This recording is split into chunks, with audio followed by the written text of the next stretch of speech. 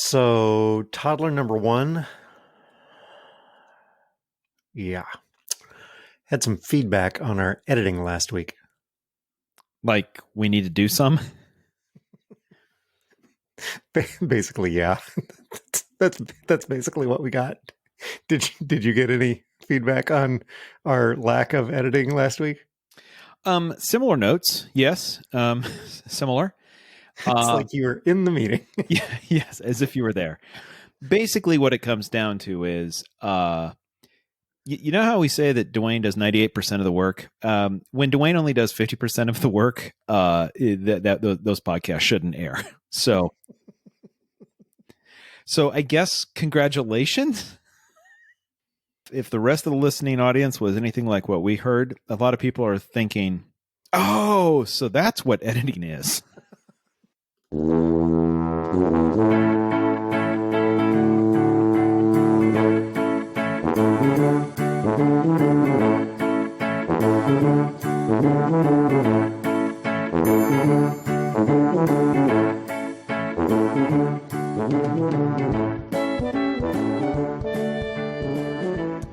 Hi, toddlers. Welcome to Talking to Todd, weekly podcast with Dwayne Johnson and Todd Prinz, where editing is always an option. No, that's not true. I think we've established.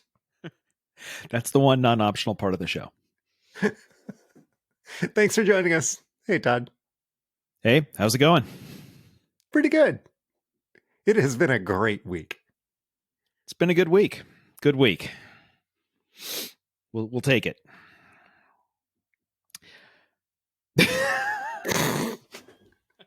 Should I just leave the dead air in there and let people know that we're referring to the other podcast? Oh, I thought you were referring to your birthday. I assumed. So here's the thing. Realistically, this is episode 47. And to be honest, I was thinking we really, really screwed up the numbering, because this episode should either be episode 46 or episode 50. Take your pick. Can be either one. Well, we're going to be way past 50 by the time we get to May. Yeah, unfortunately. Yeah. We might still be in the 50. I don't do math. I don't know. We'll see where we're at. Anyway. So, short podcast last week. 45 minutes, in and out. We'll do it live. Yeah. Yeah, you know what? As I went and I listened back to it, and then got feedback about it, and what I said was, we tried something. You gotta try things. Live and learn. Yeah, and at least from a feedback standpoint, the feedback I got was 45 minutes good, but you guys need to record an hour and then cut it down to 45. So there's a thought. I got from SJB. Was that hard? Like it's just different.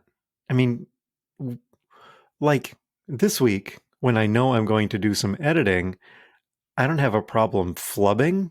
If I flub something, I know I'm just going to go back and edit it out. But there is a little more pressure. It's more like live radio, and knowing that if there's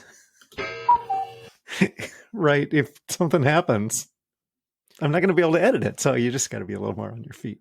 Well, and it does make you appreciate. It makes you appreciate like the talk radio, the sport. It's like the sports talk radio guys that do like 3 hours a day, 5 days a week. Because realistically, let's be honest, most of them are idiots, right? Some of them are federal idiots, but anyway, so most of them are idiots, and they have to talk constantly without any editing for 3 hours. We made it 45 minutes, and we're asked or suggested never do that again. So. Now imagine doing that 2 more times that night and then doing it again the next. Yeah. Anyway. When Mark and I used to do when Mark and I were together on the radio for football, and in the booth together rather than him in the booth and me on the sidelines, we would do that. But you're reacting to the game. And if you're broadcasting a football game, you're not pausing awkwardly. You're giving the game room to breathe. That's not dead air. Yeah. That's crowd noise. Yeah. It's ambiance. Yeah. Yeah. To be honest, when I listened back to it, so at the top of my notes for this week, the secret notes, right? We have our shared notes, then you have your notes, I have my notes. This phrase came to mind, and it's at the top of my notes. Literally, as I was listening to this, I said to myself, and then I said out loud, "This is like a bad local NPR show." Like we would have to work way harder and longer and get much more experience before we could have somebody like Pete Schweddy on, right? Like we're not even to that level yet. We're not. No, Yeah. it's yes. So anyway, bad local NPR. Let's see. What other feedback do we have other than the? Do we have anything else other than the format choices we made? Well, at one point you said, "I have a general manager, and the Broncos have one," and Amy went, "Ooh, yeah." That line may have been talked over, so that. I don't know that was picked up upon in the household, but thanks for bringing it up just to make sure that it wasn't. You're welcome. Yeah. Amy also watched Toddler number 1. Also watched all 3 Oceans movies over the Christmas break, like you guys did. Yeah, yeah. Now, do you count 2 questions here? One, do you count Ocean's 8 as part of this? So did you watch all 4? Or is that really separate?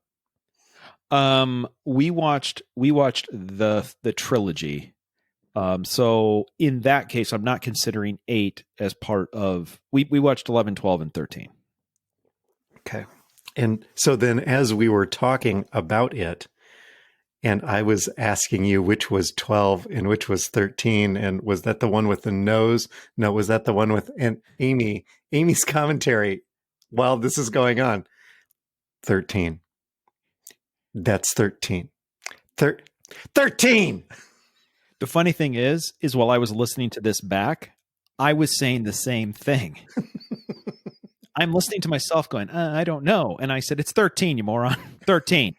It's 13. How does this idiot not know? Oh. So I believe that the feedback is unanimous on that yes. one. Yes. Sarah wanted to know why the show title wasn't Work It Girl. All right, we'll take that under advisement. Dwayne's Tech Corner. She was confused a little bit about the tech corners, and then we got to the Todd's Truck Update Corner, and now it made more sense.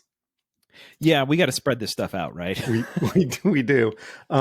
Amy wanted to know why it is that you want to. Why are you updating your maps on your truck when like 98% of the world just uses Google Maps on their phone?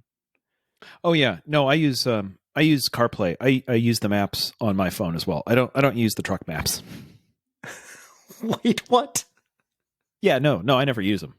No, my phone's much better. So why would I use the truck ones?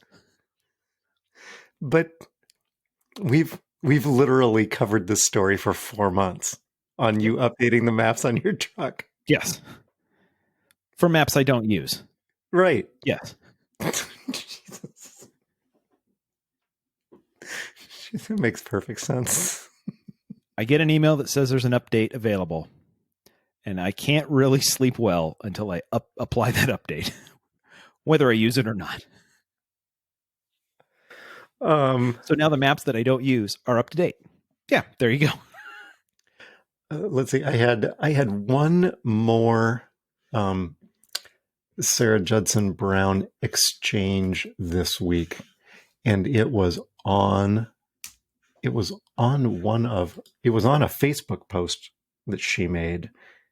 So as we have noted before, Siren's Cove is going to be released on her 50th birthday, which is January 26th. So look for an opportunity to purchase Siren's Cove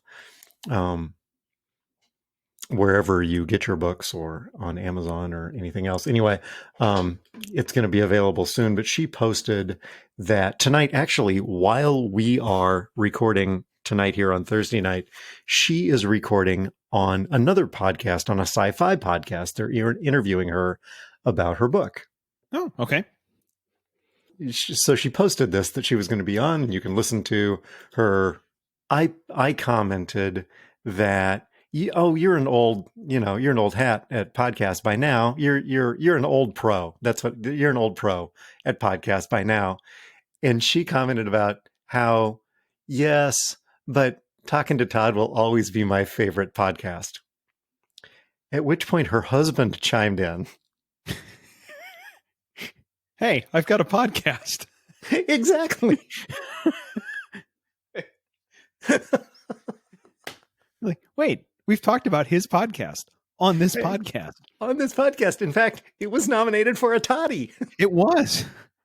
As a matter of fact, the problem with that for Sarah is, even if she was completely unaware of John's podcast, the fact that she listens to this show means she's aware. Hey, honey, I didn't know you had a podcast. Remember, I told you in the car, right? And then I told you, oh, I heard it on Talking to Todd. Oh, that's right. Oh, I think that was about it on my end. Other feedback on your side? I did get one bit of feedback from the last episode from Lindsey. And this is general. It wasn't around the episode. This is just sort of general Talking to Todd feedback. Her comment was, quote, "You guys need to talk more about me," unquote. At which point I said, we named an entire episode after your saying and explained it. And she says, well, yeah, you talk about me, but you could talk more about me. So does this little exchange count? Well, probably not, because it's not a main topic. I probably screwed that up. Should have held it for an extra 30 seconds. Yep. Oh, put it on the wrong side of the line. Oh, well. You need me to fix that in post? You know what? Nah, I hear the editor's just phoning it in at this point, so I think we're okay. We talked around this item a couple of weeks ago when we had the fantasy football championship and the post championship, and how I won the 2020 championship, how the 20th anniversary, 20th year of the league, I won. It was not fixed at all. But I wrote this novel to commemorate the entire season because, I'm stuck at home. You had time. Yeah. And I said in the writing, now go back and read this in your best NFL Films voice. Yes. Yeah, I remember that. You remember that? I did. Okay. This showed up in my email.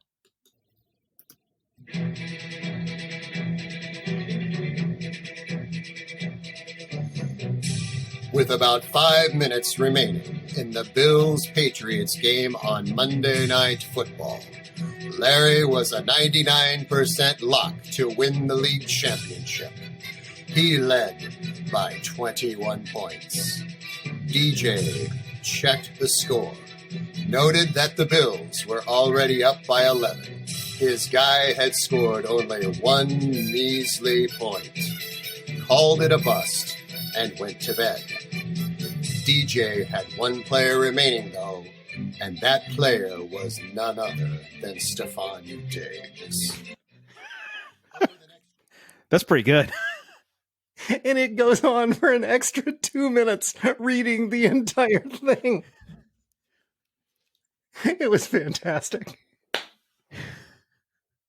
That was great. I thought you'd enjoy that. two things went through my head. First, that's really good. Second of all, we need to be careful what we ask for.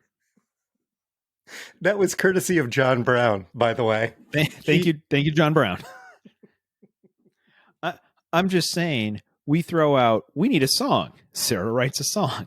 Then we throw out, we should get somebody who knows how to sing it. Greg sings it. You then say, we just need somebody to read this like an NFL Films video. John then produces it. I'm getting a little concerned that we need to be from a purely legal liability standpoint. We need to start becoming really careful about what we ask the toddlers to do.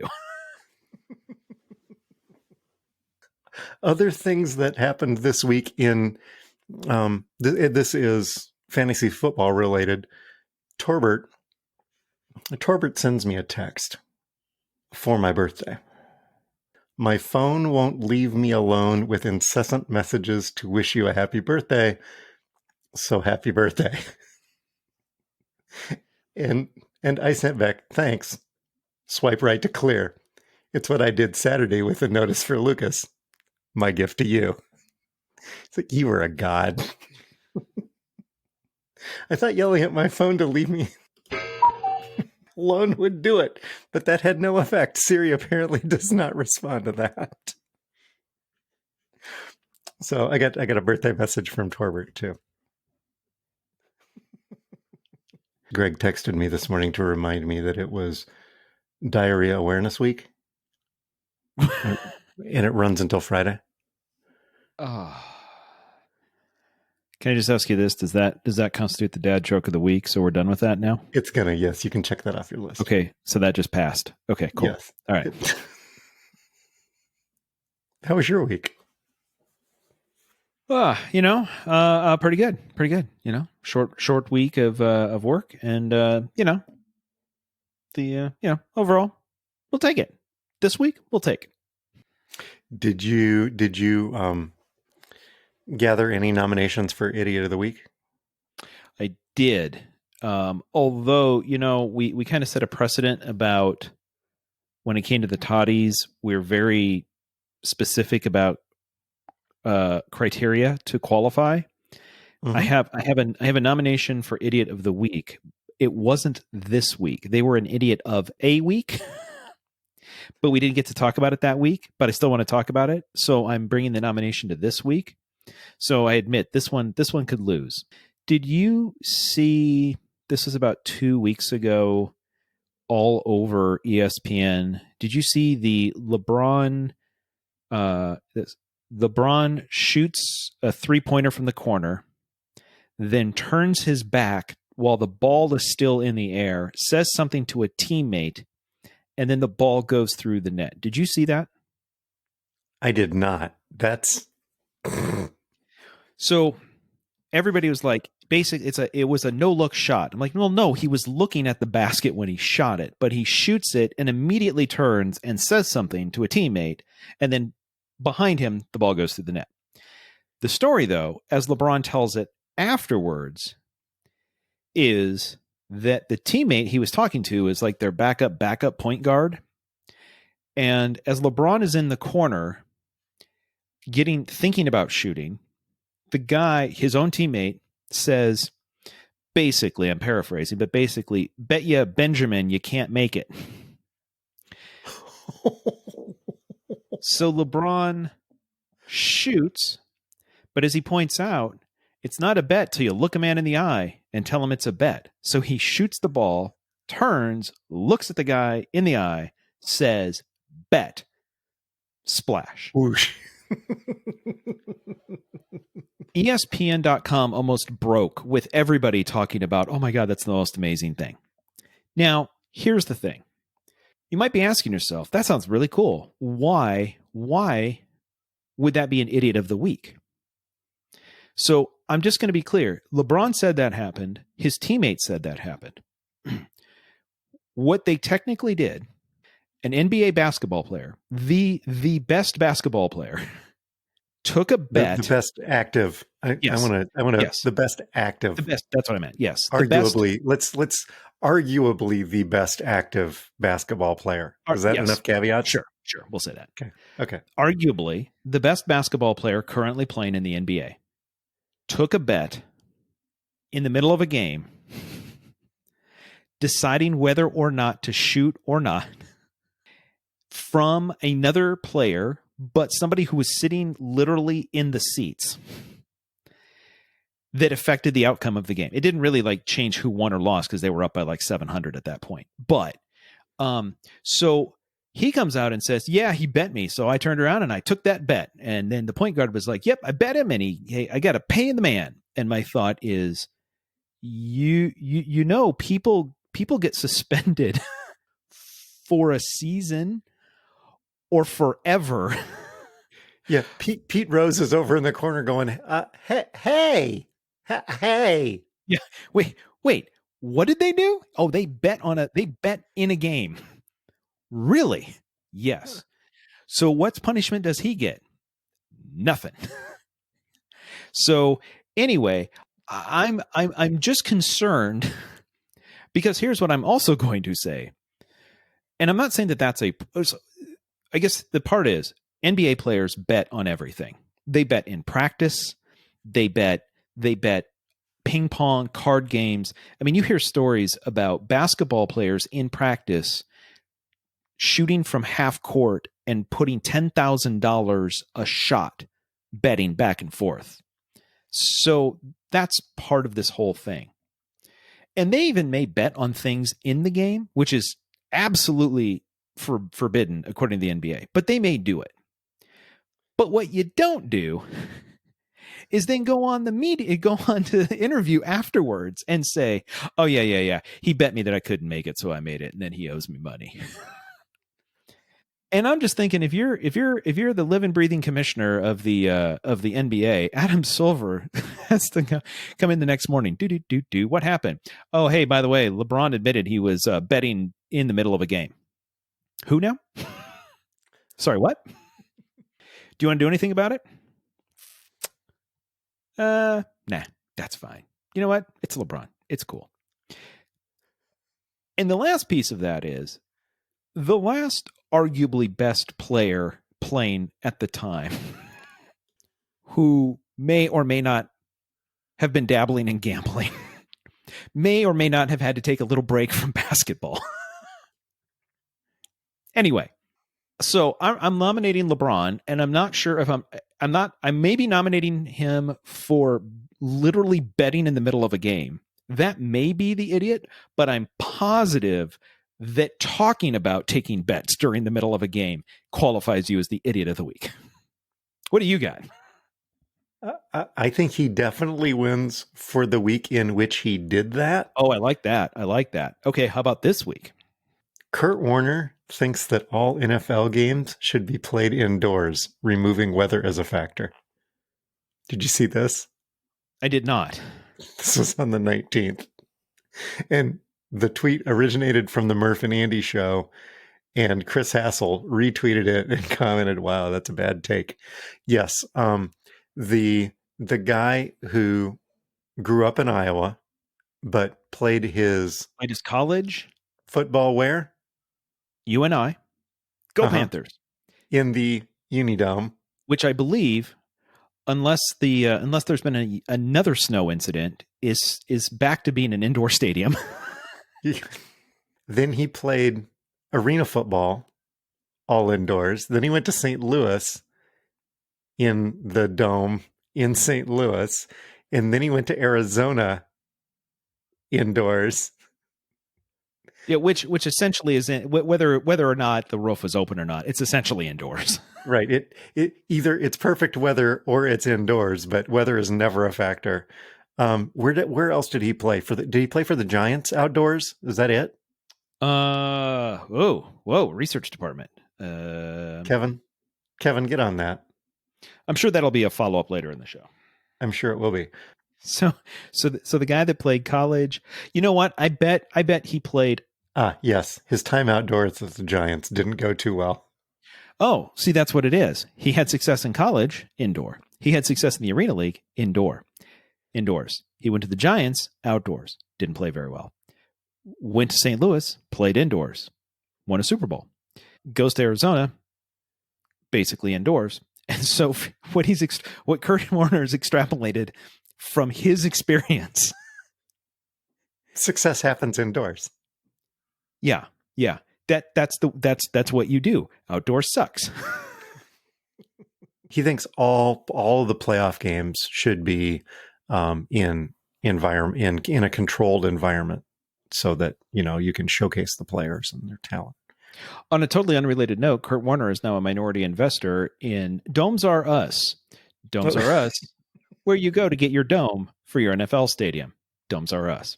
That's not true, but that would be really funny if it was.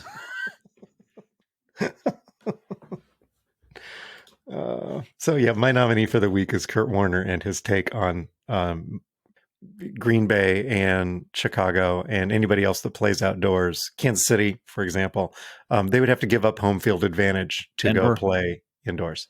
Yeah. Well, here's the good news, though. I mean, that affects some teams more than the others. That's true. I mean that would be a burden for Green Bay. Our teams would be like, you can host a playoff game? Wait, what are playoffs? I know you guys were in it for the first 20 minutes, but the joke still holds. So, you know what this is? You know what though? I'm looking at his career. You know what this is? Do you know where he signed as a free agent? He was an undrafted free agent out of UNI. Do you know where he signed originally? I do not. Is this from Wikipedia?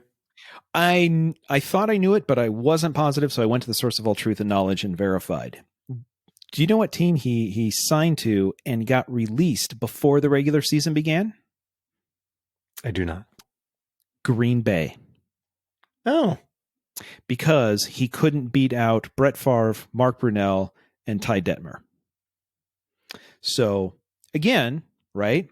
He was outdoors in Green Bay. Didn't make the team.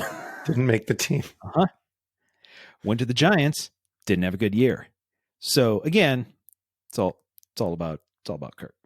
This is Hall of Famer Kurt Warner.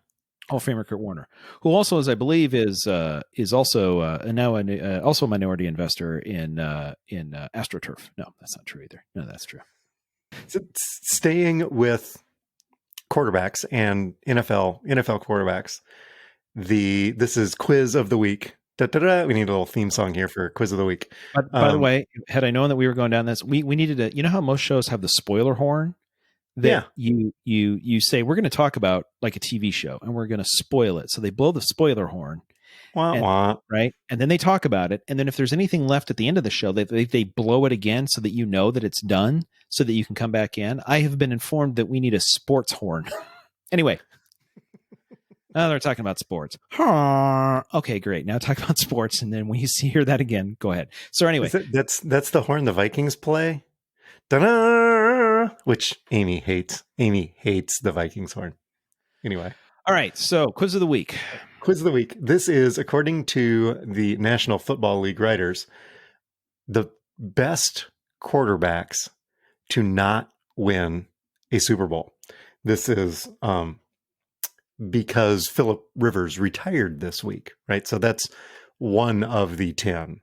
I'll give you one right off the bat of who they think the best 10 quarterbacks are in the history of the NFL that did not win a Super Bowl. So knowing that we're talking about it's not the entire history of the NFL, just the Super Bowl era. Okay. Right. All right. So can you how many of these 10 can you get knowing that you already got Phil Rivers? All right.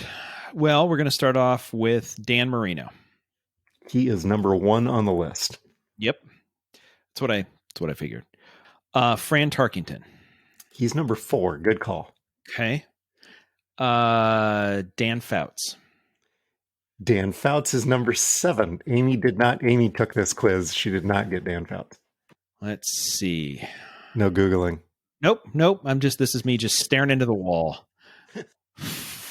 This is where, by the way, we're editing this episode, right? So when I just do this, for 30 seconds, that can go, right? That can go. Yes. Okay. Yeah. Plenty of time. Right. Yep. Okay. Am I allowed to at least write my picks down so I remember what I did here? You need me to recap? You've got Dan Marino at 1, Fran Tarkington at 4, Phillip Rivers at 5, Dan Fouts at 7. Amy got 2 more. Okay, we'll pick that back up. Let's 3. see. Amy got 3 more. 3 more. Amy got Jeez. those and 3 more. I love my wife, by the way.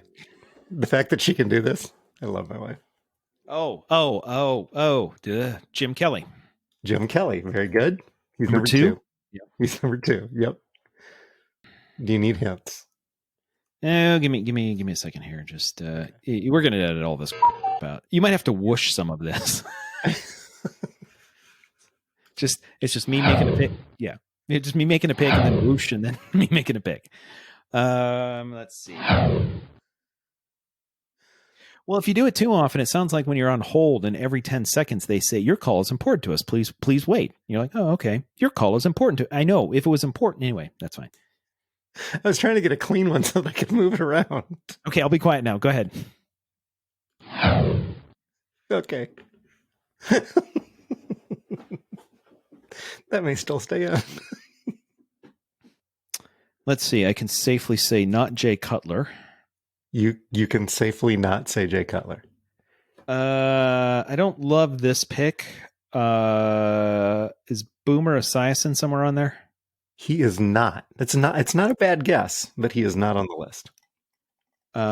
Okay, so I'm just gonna. This is a terrible thing, but I'm gonna stick with the team. Then I am going to pick Ken Anderson.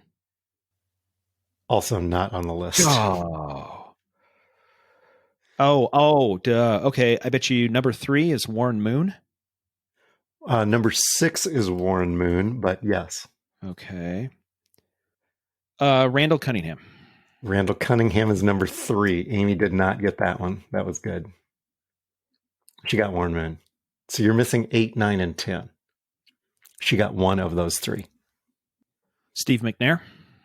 Steve McNair is number 8. Very good.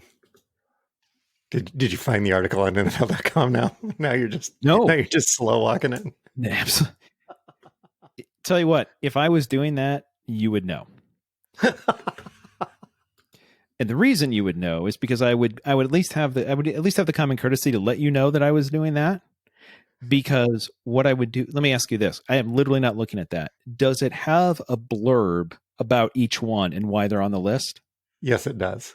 If I was reading that, the way that I would do that would be, I would use part of the blurb and go something like, I'm just going to make this up.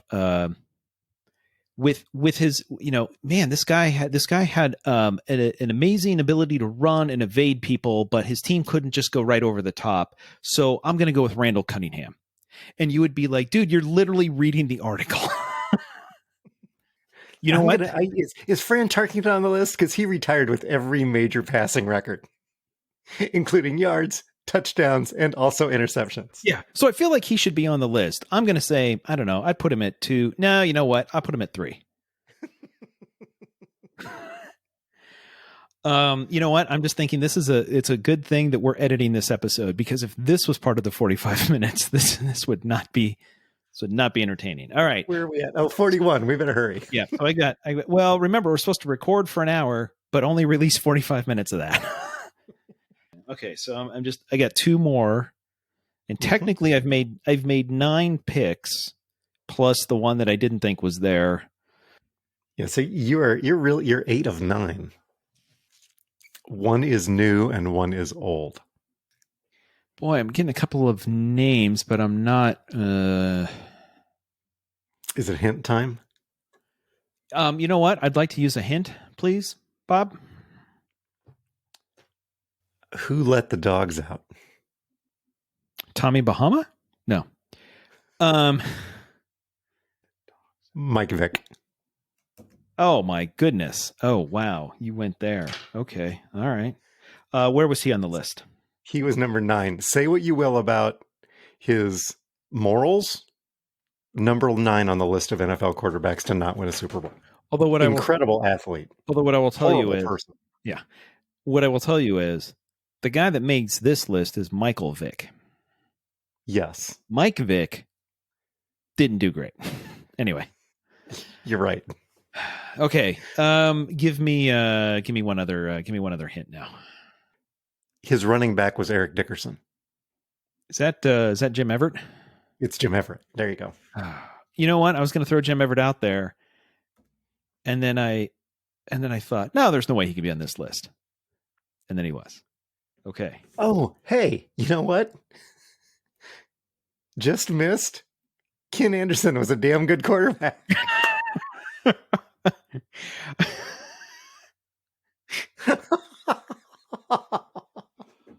I skipped over that part of the article.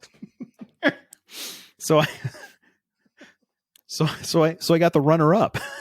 You got the runner up. So the only yes. So the only one you really missed was Mike Vick. Well, technically I missed Everett too, but I mean, it was in my head, but I didn't have the guts to say it because I didn't think that he should be there. So wow, okay. So anyway, yes, quiz of the week: best quarterbacks to not win a superb owl.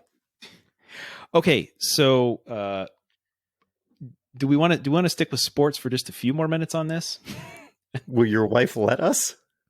I'll just tell her to skip this part. No, you know what? No, let's. You know what? We should skip this part. We'll cover this later in the after show. There's no after show because Greg will enjoy it. Okay, all right. You know what? This one's for Greg. So, and this gets to the portion of talking to Todd where there's less. Well, who knows? It might be less funny, but so Phillip Rivers is retiring, and the first question when anybody retires is, "Oh, is he a Hall of Famer?" Right?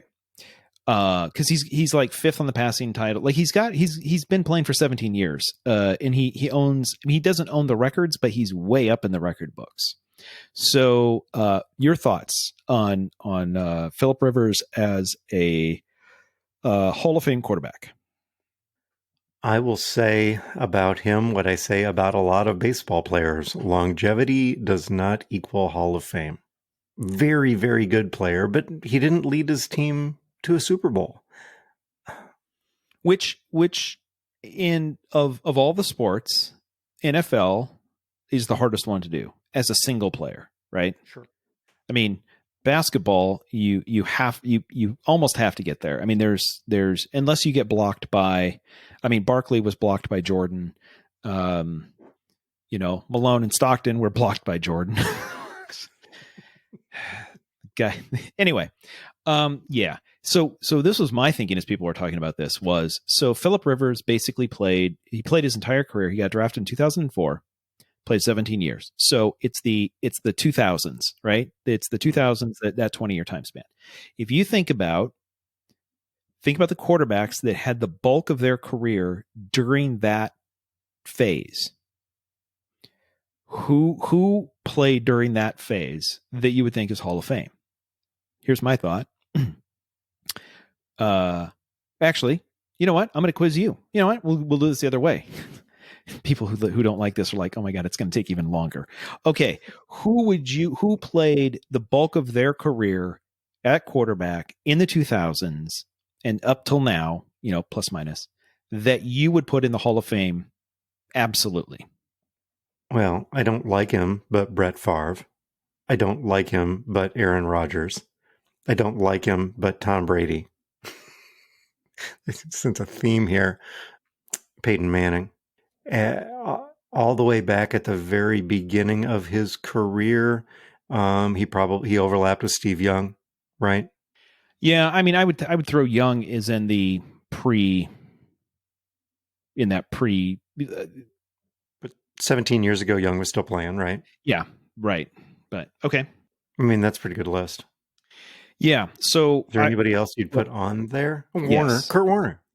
So I had a slightly different list, but so in my mind, and again, it's always hard because when people's careers start and end and what rules they play, and that's always important, right? What rule set did they play under? Right. Elway, sure. I mean, my personal thought is I wouldn't include Favre, Young, or Warner as playing. They played more than half of their career outside of that window. But it doesn't matter, right? They're still Hall of Famers. But within that, generally speaking, the same window. I had Rodgers, I had Brady, I had Manning. You also have Drew Brees. Yeah. Then After you get past them, you also have who played in the exact same space. You have Eli Manning, who didn't put up the numbers, but has 2 Super Bowl but has 2 Super Bowls. And you've got Ben Roethlisberger, who again also, yes, didn't put up all of the numbers that Rivers did, but also has a couple of Super Bowl trophies. Sure. So at that point, at minimum, you at least have Rodgers, Brady, Manning, Breeze. There's 5. Possibly Eli and possibly Ben, right? So now you're at 7 before you get to Phillip. Right. Yeah. And at some point, how many quarterbacks do you need in the Hall of Fame? When I said that out loud, Lisa's comment was all of them. You need all of them. Punters, you don't get in. Kickers, we don't need them. Quarterbacks, yeah, I'll take the 8th. I'll take the 8th best guy while he played. Sure, why not? Anyway, there you go, Phillip Rivers. What are you watching this week? Well, we went back and rewatched Ted Lasso. Did you really? Yeah. We when Lindsey was here over the holidays, we watched the first episode with her, and then we decided, you know what, we're going to watch the rest of this. So we went and we rewatched Ted Lasso, and I actually have to say, knowing, like, now that you've seen the story, going back, I think it's more enjoyable the second time, right? Because now you're like, oh, I didn't notice that the first time. Oh, that's, you know. So anyway, Ted Lasso once again. Oh, and of course, RuPaul's Drag Race.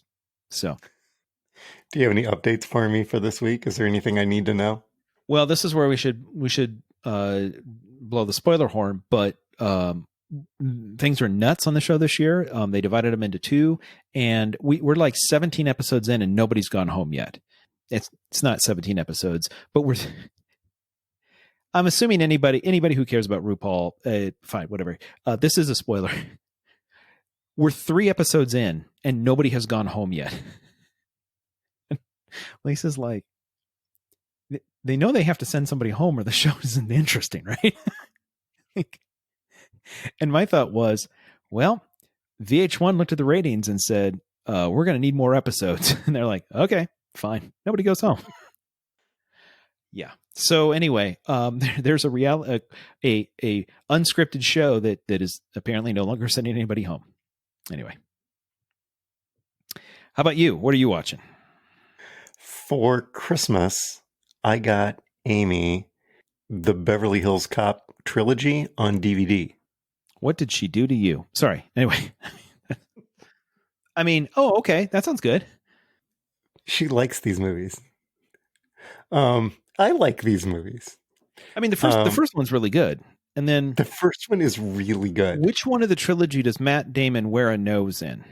Which? 13. Oh, okay. All right. I get confused. I don't remember which one. I mean, one of them has the banana in the tailpipe and one of them has Matt Damon wearing a nose. I can't keep them straight. Okay, go ahead. Please continue. So the first one still holds up. The first one is still really, really funny. A lot of things this movie is 25 years old. More than 25 years old. Came out in 1984. Yeah. I hate to break it to you, Chief. 84? 94? 35 years old? Yeah. Yep. Jesus. Yep. Boy. That's what happens when you turn 50. I was going to say, boy, you can tell which one of us had a big birthday. I don't know. That was a week ago, wasn't it? Anyway. Last week that was 3 years ago. Or no, wait, that wasn't me. Kevin, write the check to Stephen Wright. Another one. Yeah, he's in the ledger. Yeah. At this point, just Venmo him. It'll be faster. One is still good. One still holds up. Beverly Hills Cop 2, still very good. Still very good. Even this long later, the story holds up. I didn't need to watch Beverly Hills Cop 3. Nobody needs to watch Beverly Hills Cop 3. Yeah. Which one has the wedding cake? Martin Short, right? Am I thinking of a completely different movie? Gilbert Gottfried was in 2. Martin Short was in none of them. Are you thinking of Father of the Bride? It's possible I am. You know what? Let's just move on. For reasons that aren't clear, I may have gotten some crossed wires on that. And I now take back everything I just said about you not being able to remember or do simple math. Was that the one with Martin Short? In my mind, I swear to God, I thought I thought he was in a Beverly Hills Cop movie. You know what? I must have seen them both around this. Anyway, you know what? It doesn't matter. And I now know that this is not, there's no way that this can be edited out of the show. So, anyway. So in the last week we watched Beverly Hills Cop, but Amy has promised, now that we're in 2021, that she will start watching Schitt's Creek, and we are going to hold her to that, and I am going to watch along with. So there you go. I'm excited. I'm excited for that. What'd you learn this week? Anything? Where are we on time? Like 7 hours. We're over our hour. Yeah. Click. Well, you know what Lisa was pointing out, she's like, you could record for an hour, but only release 45 minutes. I think what's important to her isn't how long we record, but how little we release. I think that's the key. Okay. So what I learned this week, I'm going to be sending you some media here. If you're ready to, here's what I learned. Here's the introduction to what I learned this week. Guess what is back? Oh, sweet Lord. Do you want to describe to everybody what I just sent you a picture of? The caption at the top says final leg. I can only hope that this is some kind of amputation documentary.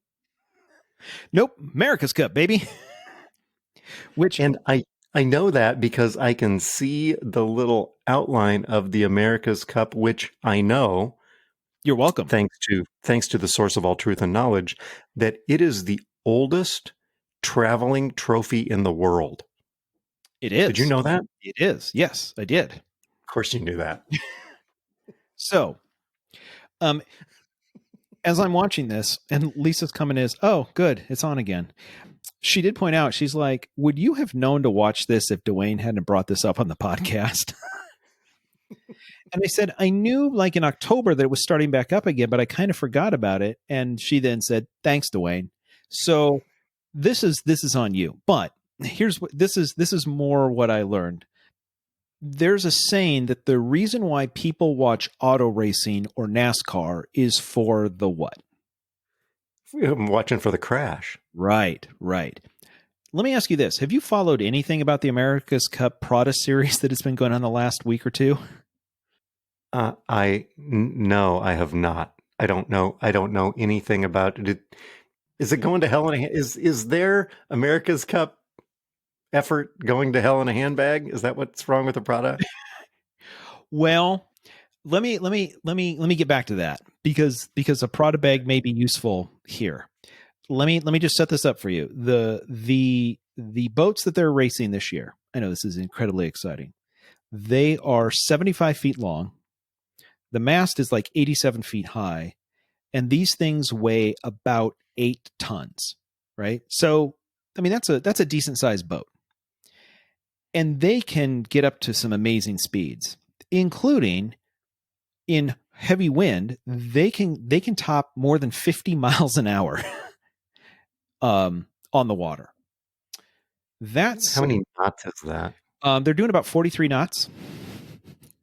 They're doing 43, 44 knots.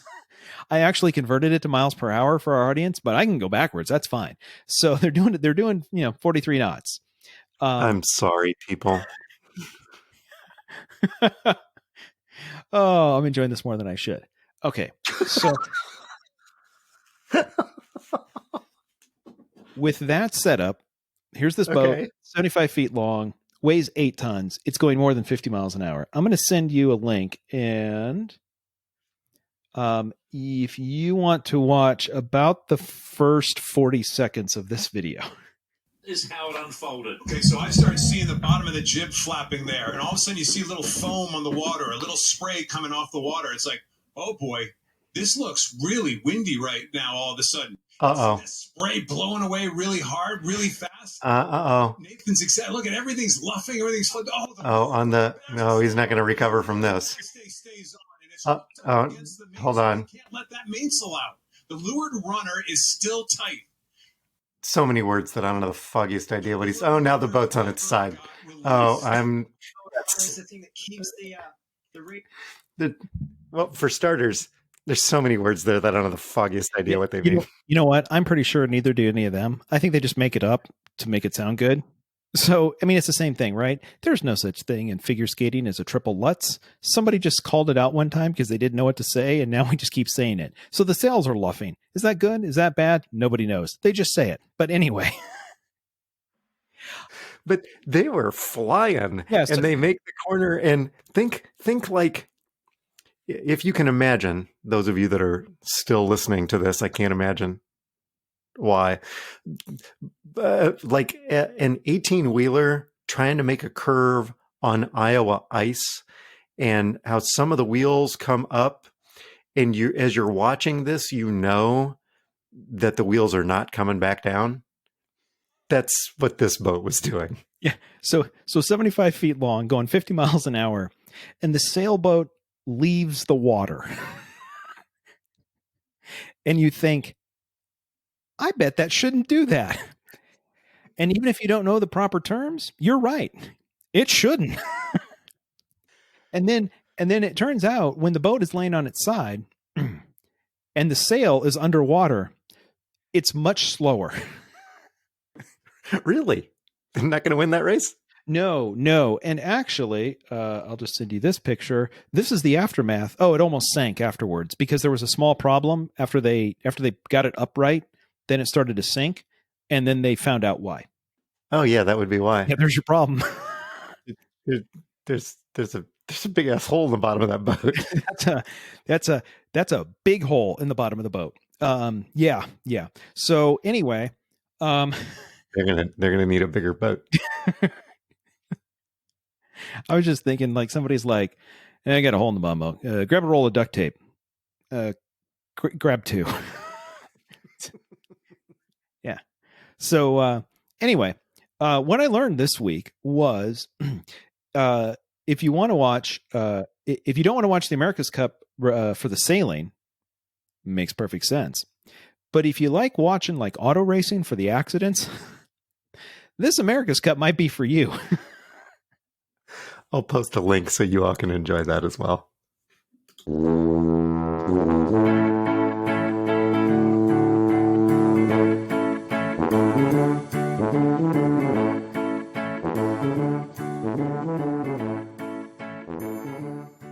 Our music is Happy Boy by Kevin MacLeod. It's available on incompetech.com under a Creative Commons attribution license. Did you know if we paid him, we wouldn't have to say that every week? Really? Yep. Huh. Okay. So there's a math equation of how much our time is worth and how many times we say that would tell us whether or not we should just write the man a check. Haven't gotten there yet. Yeah, given the length of this recording, it's pretty clear our time is not that valuable. Please subscribe to the podcast on Overcast or Apple Podcast or Spotify or anywhere else you get your podcasts. Just search Talking on the number 2, no G, no space. You can like our page on Facebook. We do still have merch on Zazzle. If you need a mug or a throw pillow, an award-winning throw pillow. Thank you. Yep. You can tweet at us at Talking to Todd. You can leave us a voicemail at 515 also CPA. That sounds so bad. Okay. That's 515-257-6272. As we learned last week, you can write us at our home office in Tuba City, Arizona. Please don't write us. Am I going to have to go get us a P.O. box there? It's closer for you than it is for me. But the area code for Tuba City is 928, which frees up the problem. The reason we have to go 515 also CPA is because of the 1 in 515. The Tuba City home office area code is 928, which gives us a whole bunch more letters. Oh boy. And then we could get a different Google Voice number that spells something else if we wanted it to. And then we could customize it. Maybe we could get 2 is A, T A. You know what we need? We need our phone number to be talking to TALKIN to DOD. We could do that with 1D. We could do a phone number that's talking to Todd with 1D. Or we'd have to figure out there's one extra number. We'd have one available. But if we wanted it a phone number for your mom to remember, we just make it talking to TP. Yes, we could. That one's for Leroy. And the website is talkingtotodd.com. Thanks to our listeners, especially the old ones, the ones that have been with us since the beginning, the ones that continue to contribute, the ones that continue to give us feedback and put up with our shtick every week. Thank you. Please send us your feedback. Feedback at talkingtotodd.com. Todd? So earlier in the show, we talked about how you and I's own Kurt Warner played for the New York Giants for 1 year and clearly hated it because he wants to cancel all outside football. Quick quiz for you. So he started the 2004 season as the Giants starting quarterback. He won five of his first 7 games, but following a 2-game losing streak, he was benched in favor of Eli Manning? Eli Manning. So Kurt Warner wants to cancel outdoor football because Eli Manning took his job. That seems about right. Tell you what I know, whether it's true or not. And until next week, we've been talking to Todd.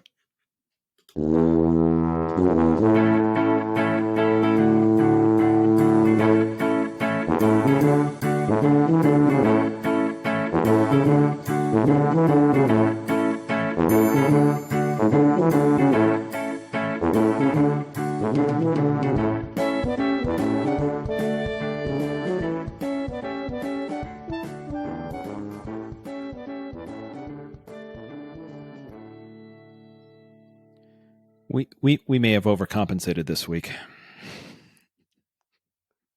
With last week we said, you know what? Don't worry, we're not going to edit this. This week gave you plenty of to work with.